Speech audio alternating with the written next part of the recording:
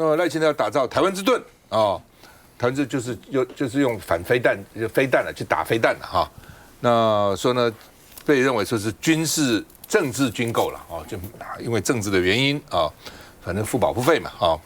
那第一波的军购案曝光了啊，说对美国有9大军购啊，要买美国的武器啊。那顾立雄说不会告诉你们，为什么呢？美方知会我们以前不会对外面说明，美方卖不卖还不一定呢，对不对？美方核准以后我们再对外面说明，否则的话呢，我们不对外面说明啊。顾立雄呢说，只要有助于防空哦，都是呢我们潜在的项目要买的项目，只要助防空都好啊，因为先要买爱国者第4次的爱国者飞弹爱3啊。那另外呢，傅昆萁就说，那你军人加薪你都不给他加，结果呢一下子1.25兆的国防预算编出来了哦，而且将来还要增加到这个 GDP 的5%，所以呢这个践踏法律绝不妥协，就是说这是立法院3读通过的啊，是法律啊，你怎么可以不遵守呢啊？那另外呢，这个说有几职的军人怒了，就不是那个义务役的，是这个自愿役的哈。因为呢，这个赖清德细数加给啊，那他们就说呢，军人要加薪3万呢，不加薪呢、那徐小新说，当时被骗了，签了那个当兵，现在能不能退伍呢？当时以为说有加，所以认为说军人待遇会不错哦。那国民党委员说，两岸是要开战的吗？否则为什么花那么多钱买武器呢？哦，那这个劳工的秋斗也反战，意思就是说，你花那么多钱买，你这钱增加我们的福利多好呢？哦，那另外呢，吴征是说，这个家里买保险不会去问你们家是准备死人吗？哦，所以徐小姐说这比喻不伦不类啊。哦，那武器也没来啊，买的武器也没来啊。哦，这个那也不要去管他吗？哦，那另外呢，这个在野党说要赖清德到立法院去国情报告了。哦，那赖清德说我愿意去，但是呢，在野党说要一问一答，就算不一问一答，至少要多问多答。哦，那周嘉宾书记长就说，根据宪法不能有实质的质询，总统只去报告不质询。那在野党你光来报告，你出个风头，那我干嘛叫你来呢？哦，那要质询啊。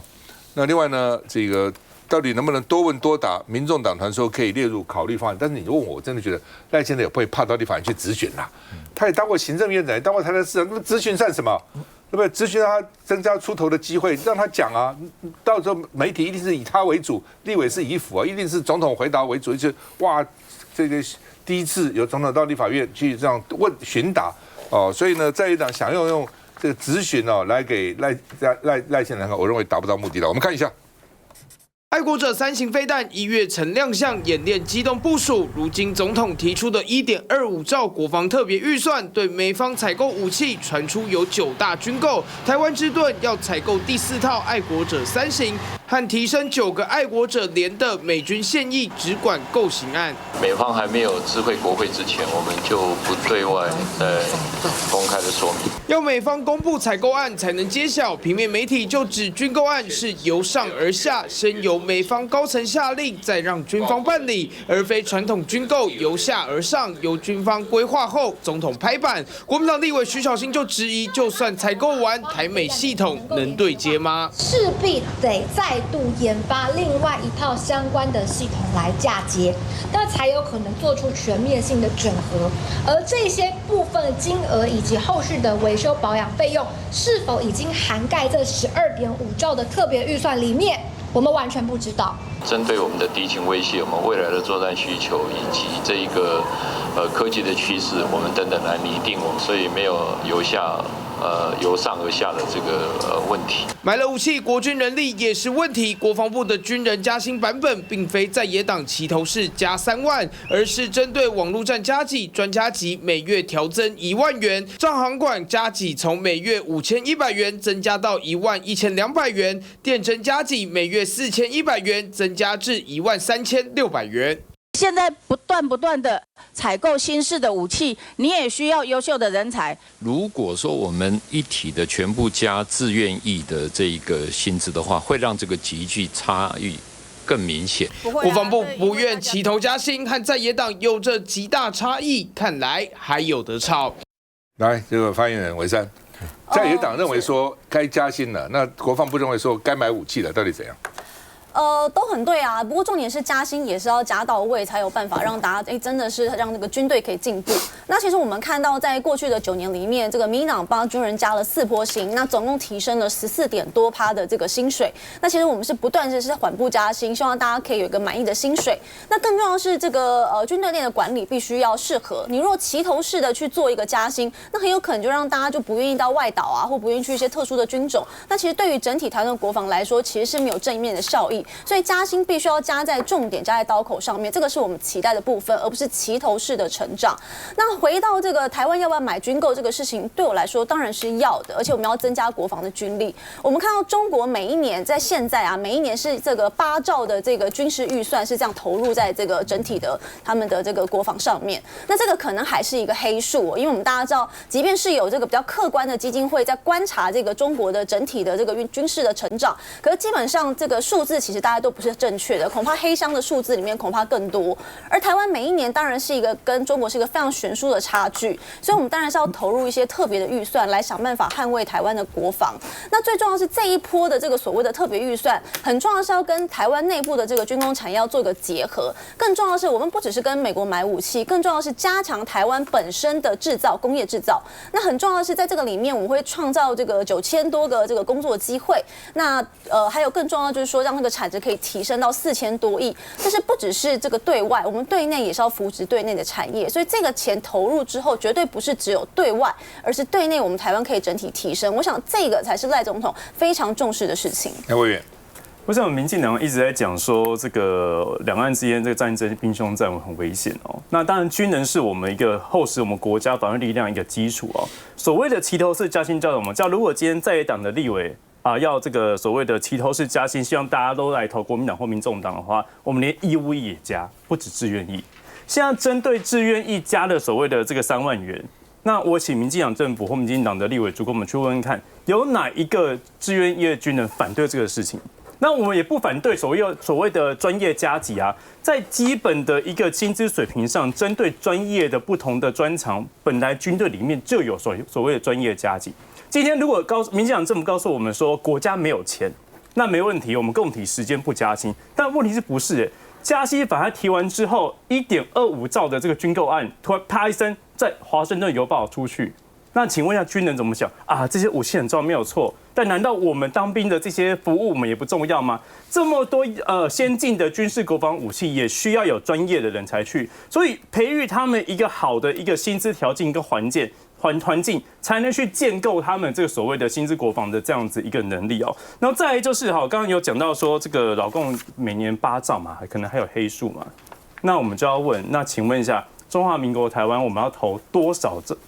的所谓的军事国防预算进去才足够去防卫？刚刚讲到这个所谓的这个台湾之盾这个系统没有太多新的东西，包含他要购买4套爱国者3型，其他包含这所谓的天宫的这个系统等等，它是美国跟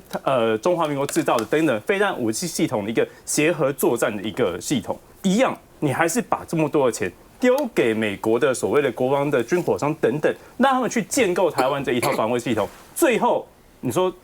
谁把持这套系统？会不会跟我们热战雷达战一样？关键的数据、关键核心还是掌握在美国手中，而我们国军没办法掌握到最关键的操控系统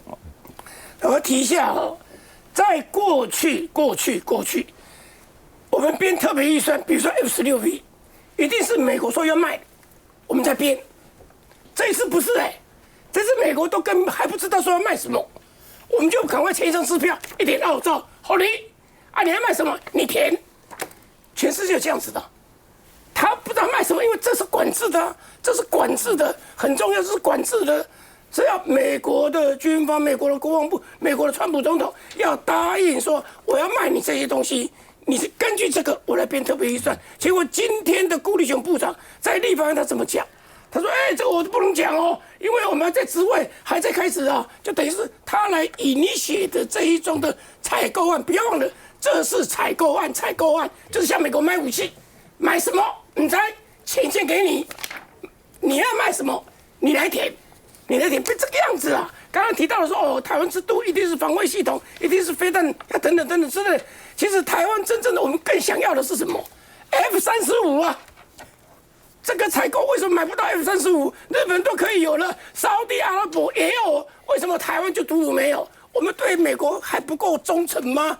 还不够舔吗？还不够贵吗？结果呢，钱要给他，他到底美国到底他的胃口到底要台湾付多少钱才说好？我就给你 F-35。我们你真的要后主作用。真的对老共要后主说 F-35，因为它是逆中的，而且它是很 advanced 的，这个才有道理。否则的话，你这些飞弹本来就在买了。那现在我觉得最那个的就是，因为这个是美国都还不知道要卖你什么，我们就先给一点澳洲。最后一个我要提一个，赖清德来立法院，这个赖清德是大风光哎，从修宪以后，我那时候是国大代表。那时候的李登辉是他这样做的，是一次5个，问完了，然后我一次答复，他一个不答复，我说把原套人马、原套的做法，从国大代表把它搬到立法院，就这样做啊，所以才有民众党提的同问同答，我个人是可以接受的。那要积极的像议会像咨询行政院长，那个有点难度了，因为那个本来就是因为对我们监督的范围是行政院嘛，所以我是觉得这个来讲的话，对赖清德他等于是我们修宪以后，如果能来是第一位能够到立法院做国情报告的总统，这个意义非同小可啊。而且我觉得他没什么好怕的，打就打嘛。不过你刚刚讲说叫美国卖 F-3，他不会卖的啦。他当然不会。我们要跟他买 F-16CD， 他都不卖耶。我们现在买的是 A、B， 要买 C、D 比较先进的 F-16，他说我给你搞个 V， 他给你特别做一个 V， 这 V 本来明年要交完了60了，现在一架也没交，就变成这样子啊。我11月初才在华府啊，那在华府里面，不管是哪一派，不管是民主党、共和党，他们对台湾的唯一关切，对川普未来政策不确定，但对台湾的共同的关切就是国防预算。所以现在等于是川普都说了，已经不是过去的游戏规则，我们去采购看美国要卖我们什么。现在游戏规则，当时川普根本不管这些游戏规则，他已经设好他的，先画好你的箭靶了，就先给钱。哎，你要给钱，因为这看您说了，这是我的，你要我来替你保护台海保护费。这就叫保护费，保护费呢就是5%，先从3%，接着到5%，最高他喊到10%，所以这个游戏规则是完全不一样的。休息一下就回来。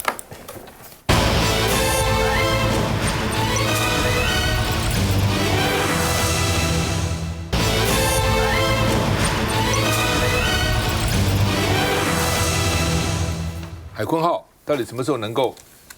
深潜？大家都很关切，对不对？因为后面还有7艘嘛，一共做8艘。那说被爆说已经有5次海测了，这东西都是里面人爆出来的，外面人怎么会知道嘛？你船上面带个锚，谁知道你有没有带锚啊？5次海测都没有带锚，没有船锚。我还记得那时候我在乐队吹下喇叭，那是有很有名的一首军乐歌，叫做《海军起锚号》，那是美国的，就是海军要动的时候，那个船要起锚，锚拔起来，船才能动嘛。船一定有个锚嘛，把它固定在让起锚抛锚，让风啊浪啊不会移动这个船嘛。他们说没有船锚就跑了。那顾立雄就说啊，人家说这不是这个，当然现在还没有什么多少官兵在上面，但至少还有试验的人啊。这些人万一发生事情怎么办呢？前被追跑了怎么办呢？他说我们有各种备援手段，有好几种，放心好了，没关系啊。那另外呢，这个徐小新就去问这个海军参谋长邱俊荣，邱俊荣就说呢，第一个在海上呢也不需要多么精准，没有锚也没什么关系这次呢不是测到底有没有锚，这次测呢它的这个机动性到底怎样？因为之前说有2个问题嘛，一个是系统整合嘛，一个是那个这个动力的问题嘛，这主要测动力，所以没关系。那徐小新说我被吓到了，有这种讲法王宏威说你是不是罔顾人员的安全呢？是玩命呢？那台船说我们的测试都符合安全的标准，所以呢并没有拿船员的生命开玩笑那另外呢，这个马文君说要好几个资料。说呢，小引擎有没有其他国家的潜舰用？原来说因为买不到大的，全舰有个引擎，买不到那个引擎，所以呢去用6个小引擎凑成一个大引擎。但今天又传出来说，这个我们可以买到劳斯莱斯，德国授权劳斯莱斯做的大的引擎，一个引擎就够了。那现在又来了，如果这个引擎就很大，原来引擎6个是小的嘛，可以放在那个引擎室嘛。那些一个大引擎，那个引擎室可能放不下，整个设计可能都要改啊。到底真的假的，怎么样，大家也搞不清楚啊。那他们说这是不是政治性的海测？顾立雄说这不是啊，因为呢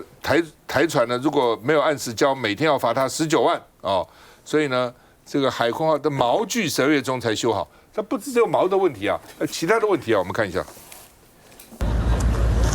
海鲲号慢慢出海，要进行海测，这也是睽违147天第4度出海，并在28号完成第5次浮航测试。这艘潜舰国造原型舰，有爆料人士透露，海鲲号在干雾进行暗测时发生锚机系统故障，等于5次海测舰上都没有锚，出海根本就是违法。我们国造潜舰进入到重要节点的时候，就会有一些扭曲的、片段错误的假错讯息出来进行认知上的攻击。立委出面辟谣，直言不是外行，就是故意扭曲。不过台船证实，海鲲和锚机正由原厂吊销中，日后将回装，经过团队评估不影响海测，并强调依照船舶法仅规范民间船。然而，爆料人士进一步指出，海鲲号是在干雾进行暗测检查，因为压力过大，直接将锚机毁损。而看像这艘美国维吉尼亚级潜舰。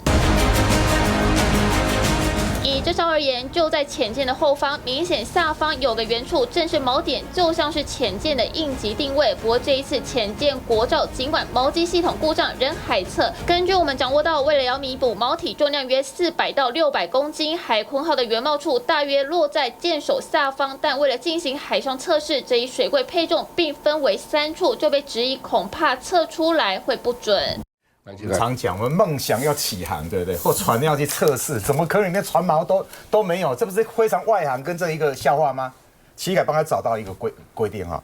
军事海军啊，它本身有个操作这个规则，上面里面明明确确就必须要有，连国际的海事法的法规里面都有，就是说你一艘只要是合格的船，你船舰上面，特别是要出航的时候，你一定要完备的所谓的技泊的这个设施，它已经是一个最低的那个规范了哦。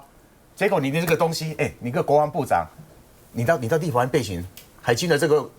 各个高官来这边备询，这样讲你不会是闹笑话吗？这不是台湾，全世界会当成一个是台湾到底是很外行，还是变成一个笑话？我这事情是非常非常严重的。我觉得那个戴委员，我刚才沟通也发现一个大的问题，现在官员来这边备询，好像是只是上面当1、2、3木头人不回答问题，要不然就给你胡扯。像这种事情，现在多少学者专家人出来讲了，你怎么一个船连定锚都没有？你一个船要出去没有抛锚或者没有定锚，你这船怎么停下来？这是一个笑话哈。另外，我拉回来谈一下赵大哥刚讲的，你昨天讲这个1.25兆这个钱，这个钱非常非常的多。当然，总统而且他引起一例，他还失言哦，他还讲到北京在2027年就要完成武统台湾的这个目标，他本来就应该来立法院报告清楚啊。那刚赵大哥是讲说，但是这个赖清德不怕，你是鼓励他来嘛，对不对？我跟你打赌，他最后不会来了。我们上次，他在赵大哥，你上次参选总统的时候，上次总统大选的时候是3组候选人在那边，你跟侯友宜对不对？柯文哲，这那个柯文哲那边，他们在辩论的时候，赖清德直接讲了嘞，他说我当选总统，我说国情报告，而且要接受质询的，他自己跳票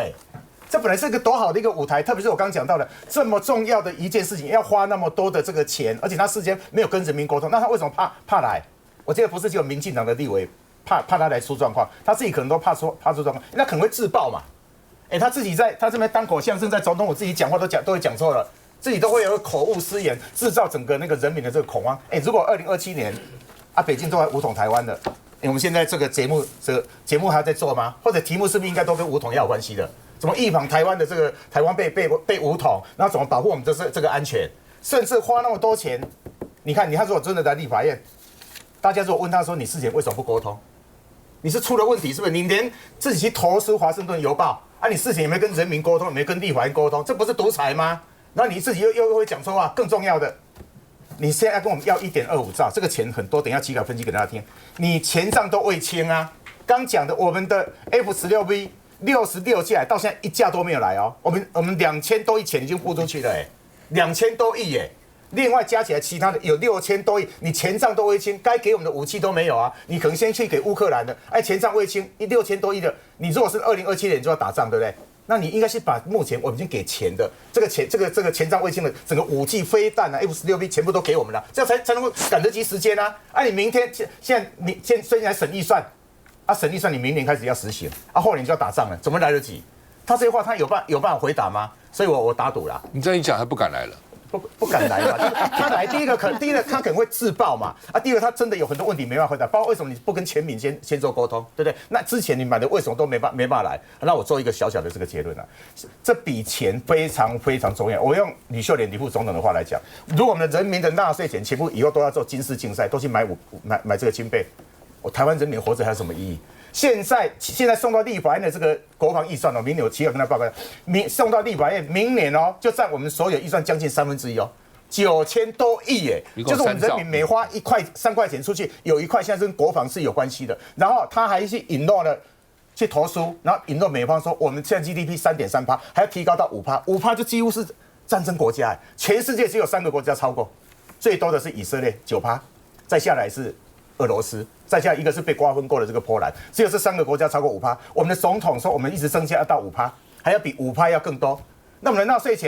税钱全部都去做这些了，我们的基础建设怎么办？我们的社会福利怎么办？我们台湾以前它这个规模已经回到蒋中正后期那样子，台湾为什么后来起飞？蒋中正他在后来他慢慢把这个国防预算减低，然后减低以后，他的儿子蒋经国接了以后，我们用在最多钱，我们纳税钱用在最多什么地方？就经济建设嘛，10大建设嘛，台湾才起来。结果他现在要把我们台湾德退路，他把赖清德把我们国家要德退路抓回去，蒋经国那后面的这个把纳税钱全部拿去做国防，这国家德退路，这对台湾是一个非常非常大的伤害。我觉得赖清德既然是中华民国的总统，他不要忘记，他不只是民进党的总统，他是中华民国的总统。总统主导的两岸外交、国防都是他重要的义务跟工作。蔡英文当了8年的总统，编了加上特别预算，总共编了9年的预算在花。赖清德才当1年半的总统，却要多花将近2兆的国防预算，这个对国家来说，这个长期也好。虽然那一天赖清德讲说，这个未来我们都常在讲，你编列特别预算你是耐久财，也就是说，这个预算未来是会创造台湾很多的工作机会，或增加很多的财源，我们这个可以编。但是国防预算会不会真的如赖清德所讲的，未来会增加这么多的国防产业？我觉得话都有很多的话术，但是实际的结果有待观察。但是我们希望总统有一定的高度，变成一个宪政惯例。他如果敢接受挑战，他就好好的来说，为什么当1年半的总统，他要编列到2兆的预算？到底未来面对现在美国能不能如期交货？那为什么条例还没有过，他就可以编出1.25兆的预算？那对于未来整体预算的排挤，包括现在的社福，我们现在高龄化、少子化之后，未来我们的劳参率这么低，未来会占社福教科文预算会造成多少的冲击？还有我们都知道，买这么多的国防预算，武器它有全售期，它的保养未来才是更大的问题。这个有没有加在预算里面？我们在2030年以后，这个国防预算以后到底长成什么样子？还是赖清德说，以后2032年之后，我再选一任总，以后不关我的事情？那这些对于国家未来财政的冲击，还有再留子孙，我们怎么去看这件事情？所以，当然赖清德他有一定的高度的话，我们希望他到立法院来备选。还是希望大家可以支持国防预算的上升啦，因为我们要增加这个所谓的防御的成本，我们要增加中国侵犯台湾的成本，我们才有办法有效的防卫。大家想要不打仗，最重要就是增加我们的国防实力，而增加这个国防预算是最好的做法。那当然，海鲲号现在的测试大家都非常的关心，因为这毕竟是台湾的第一艘。那我要说，测试就像是个模拟考一样，你不会因为模拟考没有考到100分，你就说那你就不考了，你就不要参加